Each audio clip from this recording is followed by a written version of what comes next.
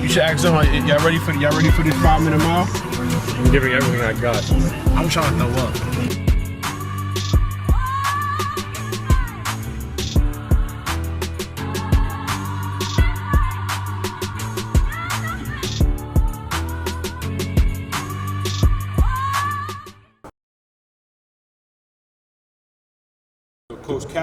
Coach Cap goes into coach's room. Coaches at the table looking at game tape. The coach look at game tape to the game tape, which is like it's gonna change. Coach is over the game tape like this, knocked out. Right? Coach is watching game tape till he fell asleep. Because coach was trying to make sure, like a leader does, that his soldiers is gonna be prepared to be successful. So then we go into stack. You know, we do our regular routine. I get out there, we do our pregame stuff, you know, individual stuff, blah, blah, blah. And it was a hard-fought game. You know, it came down to the last 90 seconds. You know, the last 2 minutes, like we say, you know, the games are won and lost in that last 2 minutes of the game. And so we end up winning that game, going to the chip. And then and then Bridgeport won. Bridgeport beat Damon. So what we said at the banquet ends up coming true. It's Malloy and Bridgeport in the championship. We get there, we ready to go. You know what I mean? We go through the pre-game stuff that we always do. Keep it regular. You know, everybody's feeling good. Game starts. We get smacked by 20. They come out firing. I'm talking about smacked us. Like, we just stuck. But there's so much time in the game that, you know, you can't allow yourself to get caught in that moment like, okay, well, dang, like it's over. But like we got blitzed. I'm talking about blitzkrieg, like for real. And so it was just like amazing to watch, like, wow, like this is really happening right now. And it wasn't because we were scared, it's just because we wasn't making shots. And, you know, or maybe we were high initially, but then we started to settle down, but we still weren't making shots. So then going into the second half, like we had an uphill battle, you know, and we started to get stops, and we started to believe. And then, like I said, Derek, in the same position that he was 2 years ago, was like, we're not gonna lose, starts turning up, and like, as the team's walking over to the timeout, and I can't tell you what they were thinking. Maybe they had a doubt in their mind. Maybe they were on the brink of, you know what I'm saying, like allowing fear to take over. But Derek was like, nah, we're not gonna, like on some, like the Hulk. And like, it's just what they needed at that time. Whereas 2 years ago, I was like, yo, you bugging. And then 2 years now, it's perfect timing. And it also lets you know the growth in regards to people. Like me as a coach, I thought that I needed to constrain that. And whereas 2 years removed, that's something that needed to happen, right? So that's how things happen sometimes. And so Derek gets in the game too. Derek, you know what I'm saying? So now we're starting to, like, you know, you can feel it, like, cause we always, like, you always knew with us that we wasn't never gonna give up this year. Like, it wasn't no time where, like, it was just a game over. Like, you knew we had a wave or pushing us, or like one more pushing us, you know what I'm saying, before the team actually beat us. So we knew it was coming. And so then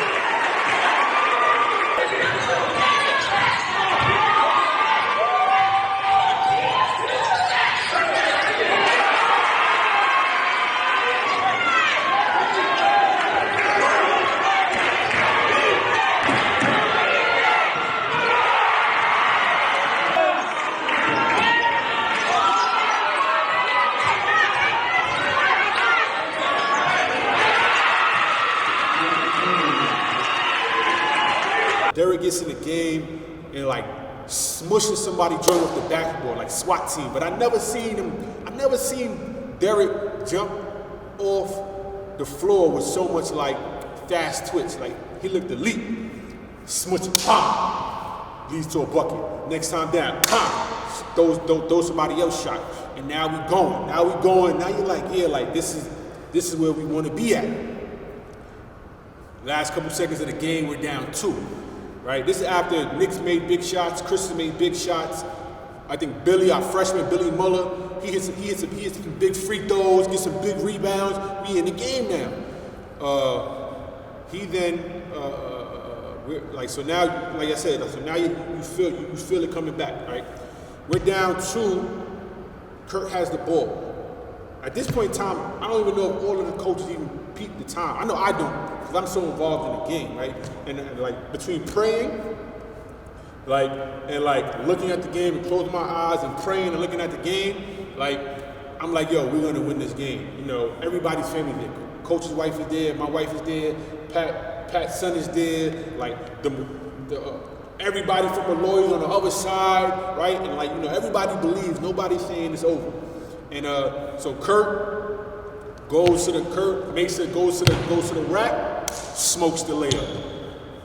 Kurt, the most athletic, Smokey Robinson, he yells, Kurt can smoke a layup, and that should have been on ESPN. The amount of layups I didn't see Kurt smoke in his career that looked so pretty going, I can't even count. But so he goes, he smokes the layup, right, wide open. So Smite crashes. Now, mind you, we've been working on this drill that where it's like glass taps. Then when I would call their name, they would have to get the ball off the rebound, right? Let the defender come, absorb the contact, and then finish through the contact, right? And so in that moment, that's what he does. Not because he just did the drill, more so because he was determined not to let us fail, Mike. And so he gets the ball, absorbs the contact, layup, we go into overtime. And so it's so crazy because I didn't even realize that we were at that point in the game where if he doesn't make that putback, it's over. So we get to the overtime, and we're still fighting. Still fighting, right? Because we always say sometimes you gotta play 40 minutes. Sometimes 40 ain't enough. Sometimes you gotta play quality. You gotta put quality 40 to put yourself in a position to win. Sometimes 40 ain't enough. That's just like life, right? And so sometimes you gotta put overtime in. And so overtime happens. We're going back and forth pretty much, and then it comes down to stops. We get a couple stops. We get some big shots. Chris goes on the line, hits 2 big free throws. They get the ball back, puts us up 3. They get the ball back, there's nothing they can really do. Time runs out, everybody goes wild. Fans are running around, the players are screaming at each other. Derek is screaming like the Hulk. You know what I'm saying? He's a big Avengers guy too, so he's screaming like Hurt, he's screaming like the Hulk / Thor. Everybody's running on the court, the coaches are hugging. I'm just looking at it, I'm just taking it all in. I'm like, yo, Dag, I knew this was gonna happen, right? Not that I knew but I knew that we had the ability for this to happen, right? And so, cut the net down, everybody's cutting a piece of the net, we take the picture, we call it ring season, that's what they was calling it, ring season, punch in posse, and everybody's hugging their family, the family's dead, and after that, everybody, the players run into the locker room to fill their water bottles up, and then coach comes in and they douse coach with the water. You know what I'm saying? Coach is dancing with him, you know what I'm saying? And then Coach Cap, the assistant coach, he comes in, he does his dance, he got a dance too, he does the dance, right? And then it's real, we won. You know what I'm saying? All of the players talk about, what it took for them to get there. Coach talks about it, you know what I'm saying? We talk about it, the assistant coaches talk about it, and then we're like, yo, we going to the dance. For the first year in school history, we won a championship, and for the first time in school history, we going to the NCAAs. And we're not surprised because we knew that we prepared for this moment from the very beginning of the season. We knew that, from the conflicts that we had, inter-team conflicts or whatever, the things that we did from the very beginning, prepared us for that conflict at the very end of the season, for that overtime, right? You know what I'm saying? For the refs, for whatever, and ultimately prepared us to be successful and to make history. And that's what we did. We made history. How do you communicate through adversity? how do you define what family really is?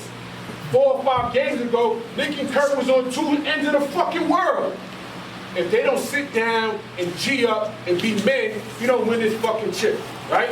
If Derek don't hop out his fucking skin yesterday and play like a fucking man crazy, throwing shit off the glass, getting fucking rebound like I've never seen it before, you don't do that. But in order for him to do that, he had to struggle. In order for you to hit those big threes, Chris, you had to be on the bench sometimes in your fucking feelings. But when the time got fucking right, the opportunity for you guys to fucking succeed through the motherfucking drama, what you did. We seized the moment and we Hey, if you stay ready, you ain't gotta get ready. He's a junior. I mean, he'd be a senior this year. He's the guy that we had on running the point guard, space cadet. A lot of upside. Hopefully his senior year he'll put it all together. Okay. Here's him in his locker room.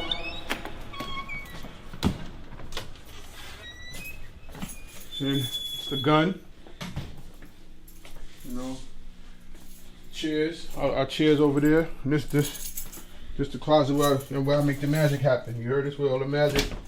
This the, you know what I'm saying? A chef got a kitchen. You know what I'm saying? This would be my kitchen. They call it my apartment. They call it my apartment. You know what I'm saying? All my stuff there, my resistor bands. You know what I'm saying? These is good. I love these. You know, everybody know Vertimax, defensive men, basketballs. You know what I'm saying? Like that's why I make the magic happen. This right here is Nick Corbett, Staten Island guy.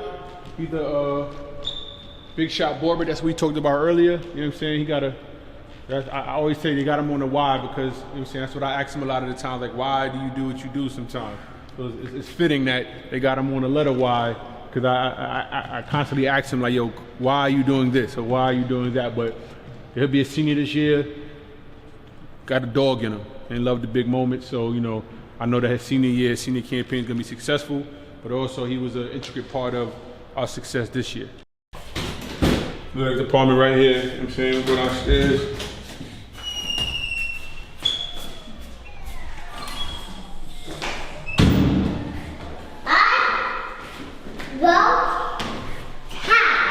That's Steve, that's Mike's little brother. You can't really see it because it's faded out, but that's Steve Torrey. A great person that I didn't really speak about much is Tanja, who was the trainer. She kept the guys in peak physical condition. You know, if you guys had a guy with an injury, she was on the job. And so I mean, and she just was an absolute important part of our success this year. Probably one of the best trainers that we've had since I've been here. So this is the athletic department, like awards joint. Just a little history, you know. These are all the women's awards. All the best. And this is the East Coast Conference Award that we won this year. East Coast Conference men's basketball champions, the first time ever in school history. The men's won it. Here's the one of the team picks. Curtis, stop doing that, please. Curtis, Nick, Chris O'Reilly, Derek, and where's Mike at? And Mike. These are our captains right here, and our seniors. And it's closed now, but this is where the Tanja made the magic happen. You know what I mean? This is where half of our guys spent the majority of the season at right here in this training area. Thank goodness for Tanja. She kept our guys in great shape. Like I said, a very, very, very important part of our success this year. I'm talking about all above and beyond. She went above and beyond every day for the basketball team. So we definitely appreciate her.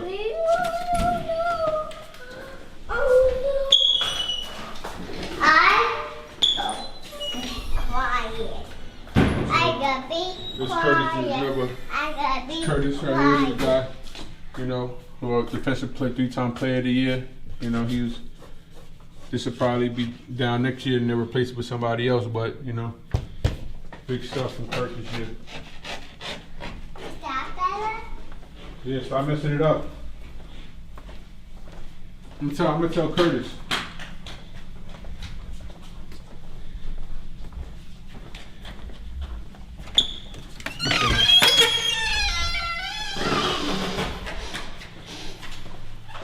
Yeah, this is basically, you know, and you see the back of the shirt, it say earn. That's also part of like what we talk about this year, is like earning every possession. You know what I'm saying? Earning the right to cut a net down, earning the right to be champions. So like this has been our motto for like the last 3 years. You know, just to like, you know, earn. You know what I mean? Period. You just gotta earn. And that correlated to the punch-in posse, to the hard hat season. You know, just putting the work in. And so this is one of the classrooms that we had the culture clinic in. You know, and also, you know, integral part of our guys. This is where we had. This is where we had game tape. You do some game tape in here sometimes. We can talk in. You know what I mean? But our main hub towards the end of the season. Toward the end of the season was this. We was here a lot for game tape. And toward our playoff run, he was in this one. Let's see if it's open. Oh, it's locked. But yeah, so it was this room and these two rooms where we did most of our game tape, most of our culture clinics in one room upstairs. But I mean, this basically where the season took place. I mean, outside, you know, of course, our guys had to do schoolwork and things of that nature in these classrooms, but this was the hub of our success, right? You know, gym downstairs for the training facility and these classrooms, you know, for our culture clinics, and that basically was the recipe for, you know, cutting the net down. And so, you know, something that we plan on, you know, every year is different, but we plan on using those same ingredients for next year, you know? Same ingredients for next year,